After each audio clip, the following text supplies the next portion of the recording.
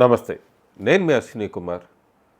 Narendra Modi Mann Ki Baat programme గురించి అందరికీ తెలిసిందే. ఈ మన్ కీ బాత్ మొదలుపెట్టినప్పుడు చాలామంది విమర్శించారు.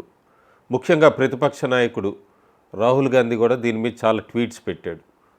2014 అక్టోబర్ నుంచి మన్ కీ బాత్ అనే ప్రోగ్రాంని నరేంద్ర మోడీ ప్రసార భారతిలో ప్రతి నెల చివరి ఆదివారం నాడు ఈ కార్యక్రమం నిర్వహించడం మొదలుపెట్టారు.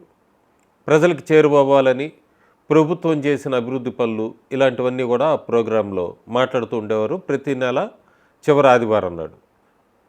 2014 నుంచి 2022 దాకా ఈ మన్ కీ బాత్ వలన అసలు ఏమన్నా ఉపయోగం ఉందా, ప్రభుత్వం ఎంత ఖర్చు పెడుతోంది, ప్రభుత్వం ఆదాయం నష్టపోతుందా, ప్రభుత్వం తన సొంత ఖర్చులతో పిఆర్ చేస్తోందా, ప్రసార భారతికి ఏమన్నా లాభం వచ్చిందా, ఎందుకు ఈ ప్రోగ్రాం అంటూ కూడా ఒక వ్యక్తి ఆర్టీఐ ఫైల్ చేశాడు. ఫైల్ చేస్తే చాలా విస్తుపోయే నిజాలు బయటకు వచ్చినాయి. అందులో ముఖ్యంగా ఏంటంటే ఈ మన్ కీ బాత్ ఈ కార్యక్రమం 23 జాతీయ భాషల్లో అట్లాగే ఇంగ్లీష్తో సహా 11 అంతర్జాతీయ భాషల్లో కూడా ఇది ప్రసార భారతిలో వస్తూ ఉంటుంది. ఇంతకు ఆర్టీఐ ఏమని రిప్లై ఇచ్చింది? ప్రసార భారతికి మన్ కీ బాత్ ప్రోగ్రాం కోసం 2014 నుంచి 2022 దాకా కేంద్ర ప్రభుత్వం 8,30,00,000 ఖర్చు పెట్టింది.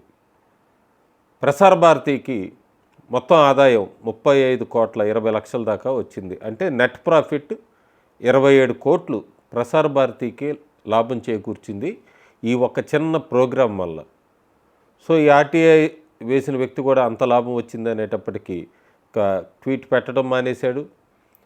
ప్రసార భారతి కూడా చాలామంది ఒకప్పుడు నెగ్లెక్ట్ చేయబడ్డవి ఇలాంటివన్నిటిని కూడా మోడీ ప్రభుత్వం ముందుకు తీసుకొని వస్తూనే ఉంది. బిఎస్ఎన్ఎల్ లాంటిది ఇవన్నీ కూడా ముందు నేను వీడియోస్ చేశాను. సో మన్ కీ బాత్ ప్రోగ్రాం మీద కూడా ప్రసార భారతికి 27 కోట్ల లాభం 2014 నుంచి 2022 దాకా వచ్చిందన్నది ఆర్టీఐ ద్వారా మనకు తెలుస్తోంది. Thank you.